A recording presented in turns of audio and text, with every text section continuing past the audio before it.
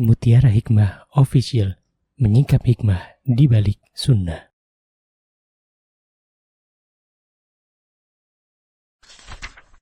Salurkan donasi terbaik Anda untuk mendukung dakwah Mutiara Hikmah Official. Mari siapkan bekal akhirat kita. Jangan lewatkan kesempatan emas ini. Ayo kita berkontribusi dalam program pembangunan Masjid Mutiara Hikmah yang dibina langsung oleh Ustadz Hanan Yasir MA dan Ustazah Imro'atul Azizah.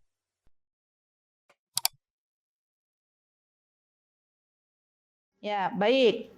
Nah, kapan prime time, waktu yang bagus ya di tanggal 1 sampai 9 untuk berpuasa yaitu di hari Arafah. Kapan itu hari Arafah? Insya Allah jatuh pada hari Selasa di Indonesia ya, insya Allah. Rasulullah SAW beliau bersabda, kata beliau, siyamu yawm Arafah ahtasibu ala Allahi an yukaffira as-sanati allati qablahu was-sanati allati ba'dahu. Puasa hari Arafah bagi yang tidak berhaji, karena bagi yang berhaji tidak puasa. Ya, aku berharap kepada Allah dapat menghapus dosa setahun sebelumnya dan setahun sesudahnya. Dan yang dihapus oleh Allah adalah dosa-dosa kecil. Dosa-dosa kecil. Maka bagi para muslimah hendaklah mengetahui mana yang termasuk dosa besar, mana yang termasuk dosa kecil. Ya. Dan berharaplah kepada Allah dengan berpuasa di hari Arafah, Allah akan menghapuskan dosa-dosa kecilnya setahun sebelumnya dan setahun sesudahnya. Maka mulai hari ini perbanyak meminta kepada Allah, berdoa kepada Allah agar disampaikan oleh Allah Subhanahu wa taala untuk berjumpa dengan hari Arafah. Siapa yang menjamin kita masih hidup sampai hari Selasa? Enggak ada. Ya enggak ibu-ibu? Yang menjamin kita hidup sampai hari Selasa ya Allah. Kita enggak ada yang tahu sampai kapan usia kita. Maka minta tolong sama Allah Subhanahu wa taala, ya Allah sampaikan hamba untuk bisa berjumpa dengan hari Arafah. Ya. Kalau Allah mampukan untuk berpuasa, walillahil ham. Kalau Allah belum mampukan, qadarullah datang haid pas hari Senin sore, atau pas subuh hari Arafah, ya datang tamunya, padahal udah sahur gitu ya. Nah, apa yang dilakukan? Ya sudah bersyukur sama Allah.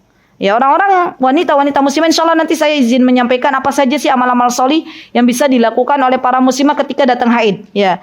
Dan amal solih yang bisa dilakukan oleh para muslimah ketika datang haid, wabil khusus tanggal 9 Dzulhijjah hari Arafah adalah memperbanyak zikir la ilaha illallah wahdahu la syarikalah lahul mulku wa lahul hamdu wa huwa ala kulli syai'in qadir. Udah hafal kan? Alhamdulillah. Dan perbanyak doa. Kenapa? Karena doa di hari Arafah itu adalah doa yang mustajab. Tulis, doa di hari Arafah mustajab. Pakai tulisan gede-gede. Ya, biar kita ingat. Sudah ibu-ibu? Nah, mulai sekarang saya juga udah punya catatan. Ibu-ibu boleh menulis, kalau keluarga kami di grup kita bikinlah grup isinya saya, Ustadz Hanan, ya anak-anak ya, proposal doa Arafah ya. Apa ini yang mau diminta? Misalnya gini, yang pertama itu tentang kebutuhan akhirat. Nah itu pertama tuh akhirat. Misalnya gimana Ustazah?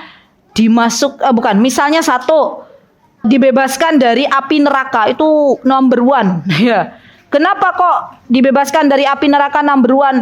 Karena orang nih ya ibu-ibu akan dimasukkan oleh Allah ke dalam surganya Allah, bisa jadi langsung masuk surga, bisa jadi masuk neraka dulu. Pernah dengar cerita itu? Yang disabdakan oleh Rasulullah SAW, ya, orang masuk surga, itik, ada yang langsung masuk surga, ada yang diblosin dulu di api neraka, gosong, ya, sampai nanti dicuci, baru masuk surga. Tapi orang yang dibebaskan dari api neraka, tidak dituliskan oleh Allah namanya untuk masuk ke dalam api neraka, maka dia langsung masuk surga. Gitu nggak ibu-ibu? Maka di antara doa kita, Allahumma a'tik riqabana wa riqaba abaina wa ummahatina wa masyayikhuna minan nar. Ya Allah, kami memohon agar Engkau bebaskan, ya, bebaskan kaki-kaki kita riqabana, atau bebaskan mata kaki kita dari api neraka. Bebaskan ya Allah diri kita dari api neraka. Subhanallah. Dan ini penting pakai banget. Nggak ada yang kuat ibu-ibu kalau kita masuk neraka. Na'udzubillah summa na'udzubillah. Atau kita berdoa, Allahumma inna na'udzubika minan nar. Ya Allah, kami memohon berlindung kepada Engkau dijauhkan dari api neraka. Itu number one. Ya.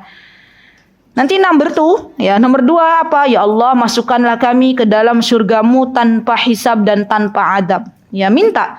Atau tambahin lagi, ya Allah, masukkanlah hamba ke dalam surgamu, surga Firdaus tanpa hisab dan tanpa adab. Oh, itu lebih mantap lagi tuh. Ya, mintanya Firdaus, tapi istighfarnya berapa kali kita ibu-ibu? Ya, Masya Allah. Tanpa hisab, tanpa adab. Saya sering berkata, Bu, ibu-ibu, ayo teman-teman, mintanya tuh tanpa hisab, tanpa adab loh. Kenapa Ustazah Aziza? Repot kalau wanita dihisab duluan. Tasnya ada berapa? Ya nggak ibu-ibu? Kerudungnya ada berapa? Gamisnya ada berapa? Lama dihisabnya. Ya minta aja sama Allah tanpa hisab, tanpa adab. Masuk langsung. Ya, dan masih banyak lagi. Saya nggak bisa nyebutin satu-satu. Nanti insya Allah hari Selasa biidnillahi ta'ala paginya saya ada jadwal ngisi kajian di Masjid Mutiin di pasar samping deket belakang pasar Bantengan di Maguwo, tapi Maguwo sini, bukan Maguwo Harjo sana, bukan Bantul. Ya. Itu wabil khusus hari Selasa ini materinya tentang membahas doa Arafah. Ya, jadi kan nanti bisa dipakai di hari itu juga gitu loh. Insyaallah biidnillahi ta'ala ya, semoga Allah mudahkan. Jadi nanti akhirat apa, globalnya apa, tadi udah saya kasih info ya. Nanti untuk kaum muslimin apa, terus apalagi. Boleh ditulis di HP atau ditulis kalau misalnya ibu-ibu punya note kecil, nah kayak gini, ditulis. Ya, tulis apa. Karena kadang-kadang ada para muslimah yang mencukupkan diri udah pakai HP aja Ustazah Ana. Oke, nggak apa-apa kalau nggak terdistrak. Ya. Kenapa? Karena kadang ya kalau pakai HP tapi udah tak silent Ustazah. Ya rapopo. Ya gini. Ya Allah, ampunilah dosaku. Ting masuk. Tak cek dulu gitu ya. Toh maghribnya juga masih sejam. Ya, masih 4:30 kok kan, 4:30-nya sejam lagi. Dilihat, oh pesan dari temanku ternyata ya. Tak balas dulu lah, kasihan. Maghribnya kurang 5 menit. Ya, itu kan terdistrak. Ya. Kalau panjenengan menjamin jenengan nggak terdistrak dengan apa yang ada dalam HP, monggo pakai HP, silakan, boleh, silakan. Ya, lihat gitu. Atau pakai buku panduan doa, ada juga tuh. Ya, beli dari sekarang. Ya, doa dari Al-Quran dan As-Sunnah. Wih, mantap, markotop itu, beli. Ya, harganya saya cek di toko Oren tadi pagi, saya cek berapa harganya. Ada yang 5.000, ada yang 7.000, tergantung. Ya, itu ada tuh. Masih ngejar lah waktunya. Atau di toko-toko buku yang ada di Yogyakarta, beli. Ya, apa? Buku doa-doa dari Al-Quran dan As-Sunnah, disertai dengan Latin dan terjemahan. Ibu-ibu mantap katanya. Ya kan jadi bisa. Oh ya, ada Arabnya, ada Latinnya, ada terjemahannya. Ya, nanti habis kajian, tapi enggak habis kajian pulang ke rumah. Kan tadi izinnya cuma kajian kan? Ya. Nanti carilah, ya minta sama Allah, semoga Allah mudahkan. Ya, amin, Allahumma amin. Gitu ya ibu-ibu, baik. Nah tadi, khawatir saya lupa, apa saja yang bisa dilakukan oleh para muslimah ketika haid? Ya ini dulu dibahas dulu. Saya dahulukan dulu. Gini, kalau di 10 hari pertama ini para muslimah ada yang diberikan oleh Allah Subhanahu wa taala masa-masa haid, ya. Berarti yang pertama adalah terima dulu. Karena haid ini adalah ketetapan dari Allah Subhanahu wa taala. Rasulullah mengatakan, "Inna hadza amrun katabahullahu ala banati Adam." Haid ini adalah sesuatu yang telah Allah tetapkan atas para wanita keturunan Nabi Adam. Berarti enggak usah pakai pil-pilan. Kadang ada para muslimah, biar bisa maksimal Ustazah beribadah 10 hari pertama bulan Dzulhijjah ya, atau biar bisa maksimal 10 hari terakhir bulan Ramadan, kan biasanya kadang gitu ya, tak minum pil gitu ya. Pil itu ibu-ibu, pil penunda haid itu ternyata punya efek samping. Saya sama Ustaz Hanan ketika safda ke Jabodetabek ya, akhir April berarti ya, Terus ketemu tuh sama ibu-ibu. Ketemu sama ibu-ibu di BSD, daerah sana lah ya. Nah, terus kita share-share gitu, kita sharing-sharing. Ternyata ada wanita di situ yang beliau itu minum pil penunda haid. Ternyata hormonnya kacau-kacau dan akhirnya nun sewu ya kata beliau mengalami menopause dini. Oh, saya nggak nakut-nakutin, tapi itulah yang terjadi. Terus saya tanya, antum waktu minum pil ini sudah konsul sama dokter kandungan? Sudah, Ustazah. Ya. Dulu haidnya lancar gitu ya, Masya Allah. Terus beliau memberikan pesan kepada teman-teman yang belum meminum pil. Kata beliau kalau bisa nggak usah minum, kata beliau. Ya kecuali memang darurat banget gitu ya. Dan setahu saya waktu itu sih saya bilang ya dikonsul aja sama dokter kandungan. Kalau kata dokter kandungan aman, insya Allah nggak apa-apa gitu. Ternyata ya masih ada efek sampingnya. Gitu ya ibu-ibu ya. Oke, nah apa saja yang bisa dilakukan ya oleh wanita-wanita haid ini? Ya karena memang ibadahnya misalnya terbatas, tidak bisa sholat, tidak bisa puasa, maka banyak-banyak berzikir kepada Allah. Ya perbanyak lisannya berzikir. Subhanallah, alhamdulillah, wa la ilaha illallah, Allahu akbar, Allahu akbar, Allahu akbar, la ilaha illallah, Allahu akbar, walillahil hamd. Atau astaghfirullah wa atubu ilaik, atau Allahumma anta rabbi la ilaha illa anta khalaqtani wa ana abduk. Boleh? Ya boleh. Kemudian apalagi nih, penting nih Bu. Orang yang haid kalau pengen dapat pahala puasa, maka kasih makan orang yang berpuasa, dapat tuh pahala puasa. Cerdas ini dia. Jadi bilang di grup keluarga, siapa di antara ya teman-teman saudariku yang sedang berpuasa tolong japri saya. Oh, yang japri ada 50 orang. Alhamdulillah gitu ya. Dapat panenan 50 orang. Kasih makan ini tak transfer ya. Tapi ingat ini buat beli bukaan, puasa, iftar, bukan buat nambah pulsa. Ya, Masya Allah. Itu luar biasa itu wanita-wanita begitu, Masya Allah. Dia ngejar. Nggak terlalu lama bersedih. Kenapa ya datang haid padahal aku ya bisa gini nanti kalau nggak haid. Menyesali diri sendiri itu namanya. Ya sudah cari peluang kebaikan apa. Oh iya, saya bisa memberikan makan orang-orang yang berpuasa. Ya Ustazah nggak punya cuannya Ustazah, uangnya nggak ada misalnya gitu ya. Apa yang bisa dilakukan? Bantu masak. Ya, siapkan orang yang mau berbuka puasa disiapkan, bantu sahur. Nah, insya Allah semuanya dapat pahala. Baik. Kemudian apa yang bisa dilakukan? Yang bisa dilakukan adalah menghadiri majelis ilmu. Alhamdulillah ibu-ibu sekarang hadir dalam majelis ilmu. Walaupun haid boleh hadir, silahkan. Ya. Atau apalagi ya memperbanyak takbir tadi ya. Kemudian di hari-hari ini memperbanyak juga berdoa ibu-ibu. Doa. Jadi wanita haid itu tetap boleh berdoa, boleh. Jangan lupa zikir pagi petangnya juga. Nah, itu kan doa juga. Ya, zikir pagi petang jangan sampai dilupakan. Ya. Kemudian apalagi bersedekah. Boleh. Jadi kalau haid boleh bersedekah. Berbuat baik kepada karib kerabat.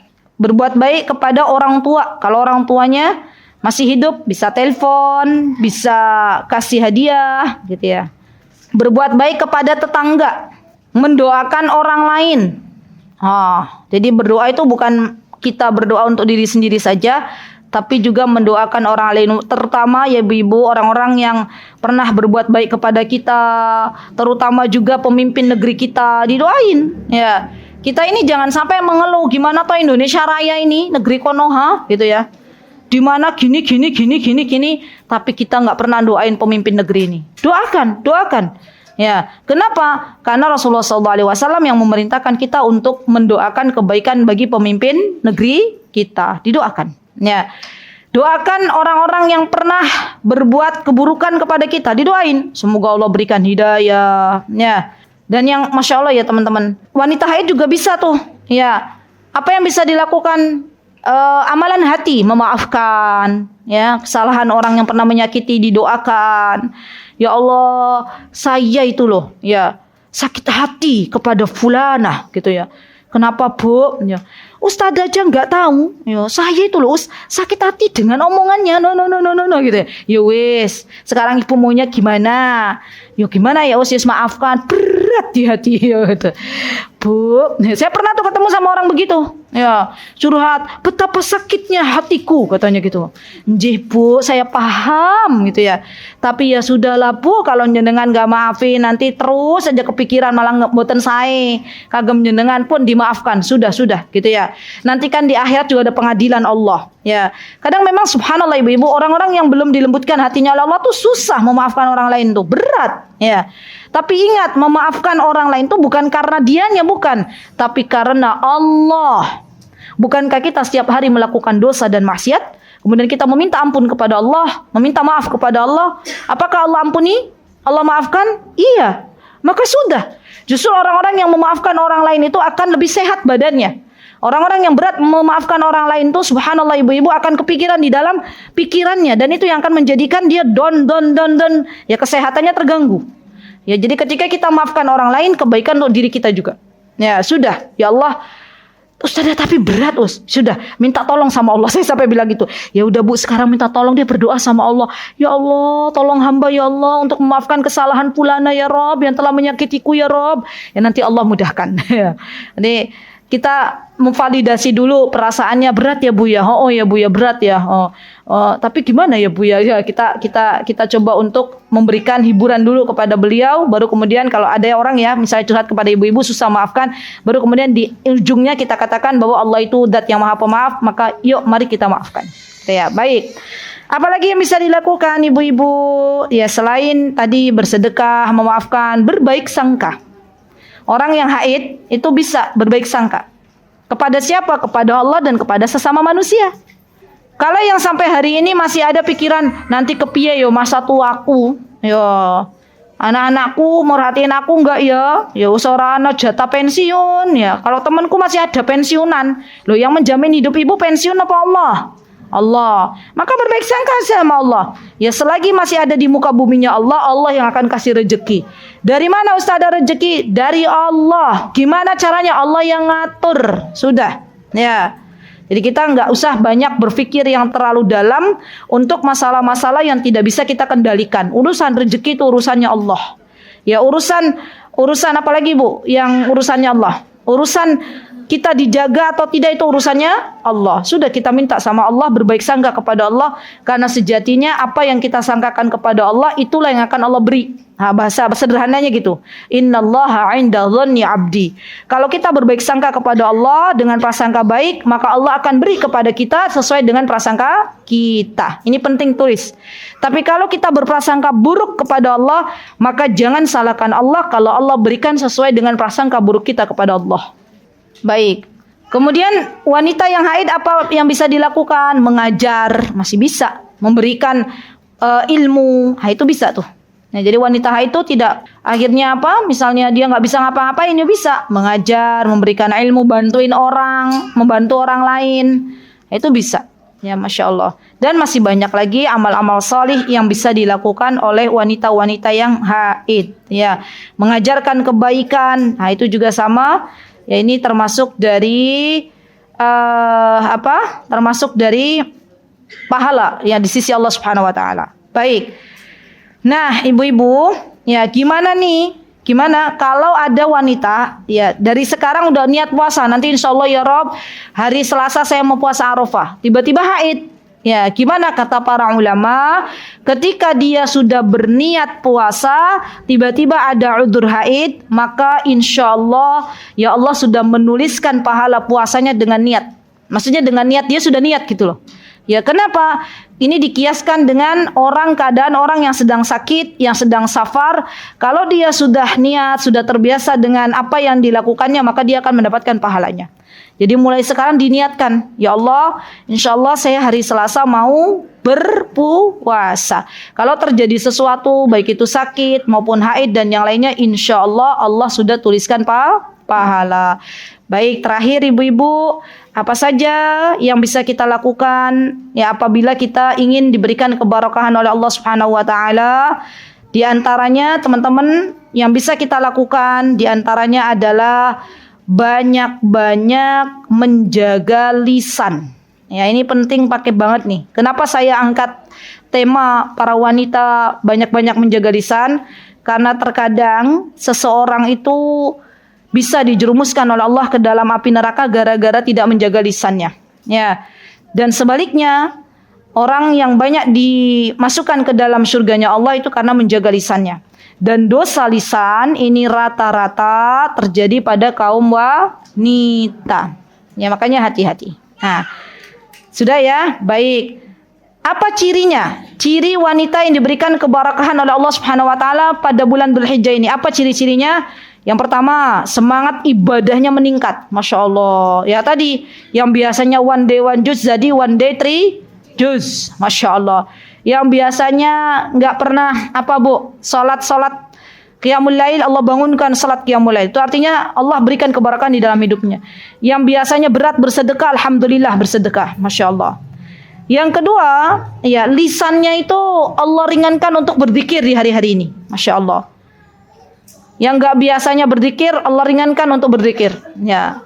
Sambil di motor, ya menunggu lampu merah, dari merah jadi hijau. Ya, kemudian dia beristighfar, astagfirullah wa atubu ilaik, atau subhanallah alhamdulillah wa la ilaha illallah wallahu akbar, atau Allahu akbar Allahu akbar Allahu akbar. Lisannya diringankan oleh Allah. Ya, yang ketiga, hatinya lebih lembut. Masya Allah. Jadi kalau hari-hari ini wanita muslimah diberikan keberkahan oleh Allah. Biasanya kalau dengar ya nasihat nggak pernah nangis, sekalinya dengar nasihat langsung bercucuran air mata. Itu tuh. Berarti barakah hidupnya. Masya Allah, diberikan keberkahan oleh Allah. Ada wanita-wanita yang begitu, ada. Ya, saya menjadi saksi terhadap seorang jamaah yang beliau berhijrah karena Allah. Ya, Masya Allah. Kata beliau, Ustazah, kenapa ya saya setelah berhijrah, Ustazah, kalau datang ke kajian terus mendengar tentang kematian, saya tuh berbesmili, katanya gitu. Wah, Masya Allah itu Mbak. Masya Allah, barakallah, berarti udah dilembutkan hatinya sama Allah. Masya Allah. Ya, padahal dulu tuh nggak begini, Ustazah. Iya, semoga Allah terima ya taubatnya. Ya, jadi memang ada orang-orang yang begitu, Masya Allah. Allah lembutkan hatinya. Ya, di antara cirinya apa begitu? Kalau ingat kematian, bacaan Al-Quran dibacakan, nasihat disampaikan, tuh langsung ya air matanya bercucuran. Masya Allah. Baik, yang keempat, muslimah yang mendapatkan keberkahan di bulan Dzulhijjah itu, Masya Allah, ini nih yang penting nih Bu. Tidak disibukkan dengan dunia. Tidak disibukkan oleh Allah dengan dunia. Masya Allah. Yang paling berat ibu-ibu untuk urusan dunia kita apa? Yo. Apa yang paling berat menurut ibu-ibu? Kita terlalu sibuk dengan dunia itu di masalah apa? Oh, HP. Berarti setan gepeng ya? Apa? Oh, berarti kayaknya HP kita perlu dicutikan. Kenapa? Subhanallah. Karena subhanallah ibu-ibu, HP ini bentuk godaan syaitan. Setan kan kalau di 10 hari pertama nggak dibelenggu sama Allah. Ya. Jadi kadang subhanallah tantangan terberat kita ada di HP. Maka penting bagi kita untuk memanage kembali kapan waktunya kita pegang HP, kapan waktunya kita tidak pegang HP. Jangan biarkan HP kita senantiasa berada di genggaman kita. Kenapa? Karena semakin erat kita menggenggam, maka semakin banyak yang kita lihat dan semakin banyak lagi ya menuju ke arah dosa dan maksiat. Jadi sekarang itu orang bermaksiat bisa dari dalam rumah. Lewat apa? Lewat HP. Ya, hati-hati. Jangan sampai konten-konten yang tidak bermanfaat akhirnya kita lihat di hari-hari pertama bulan Dzulhijjah. Minta sama Allah, kalaupun mau lihat HP ya Allah berikanlah sebelum buka HP nih Bu baca doa. Ya, a'udzubillahi minasyaitonirrajim. Ya Allah, aku berlindung kepadamu dari godaan syaitan. Terus baca bismillah gitu ya. Enggak wajib sih. Nanti ibu-ibu jangan sampai punya, ya Allah, iya saya pas buka HP belum a'udzubillahi minasyaitonirrajim, dosa ini. Ya, enggak. Maksudnya ini anjuran aja. Ya. Terus minta sama Allah, ya Allah, saya mau buka HP 10 menit. Sudah, ditarget 10 menit, buka WA, set siapa yang mau dibalas, set, udah selesai. Gitu ya. Wabil khusus di 10 hari pertama bulan Dzulhijjah. Baik. Kemudian terakhir apa ibu-ibu? Ya, terakhir adalah wanita muslimah yang mendapatkan keberkahan di bulan Dzulhijjah bersegera untuk beramal saleh. Masya Allah. Jadi dia bersegera. Ya, Allah mudahkan untuk segera. Masya Allah, Masya Allah. Waktu sholat duha, misalnya jam 7 udah masuk, ya dia langsung ambil wudhu sholat duha. Ya. Kalau emang muslimah belum dikasih kebarokan oleh Allah, apa godaannya? Nantilah mau masak dulu, mau bebersih rumah dulu, mau ke toko sebelah dulu, mau nganter anak dulu, ya.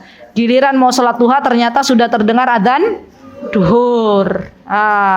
Jadi disegerakan sama Allah. Ya, untuk apa? Untuk bersegera beramal saleh. Ada kesempatan beramal saleh, segera dia disegerakan sama Allah. Masya Allah.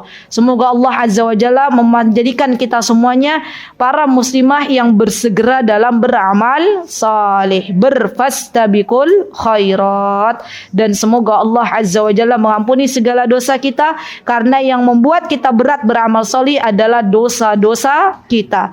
Pengaruh dosa yang ada dalam hati itu yang membuat berat kita beramal salih. Semoga Allah Azza wa Jalla melembutkan hati kita, membersihkan kerak-kerak dosa dari dalam hati kita, dan kita menjadi hamba terbaik di mata Allah Subhanahu wa taala di 10 hari pertama bulan Dzulhijjah dan di sepanjang kehidupan kita. Amin. Allahumma amin. Insyaallah cukup. Ya barakallahu fikunna jami'an. Aqulu qauli hadza wastaghfirullah li wa lakum wa akhiru da'wana alhamdulillahi rabbil alamin. Wassalamualaikum warahmatullahi wabarakatuh.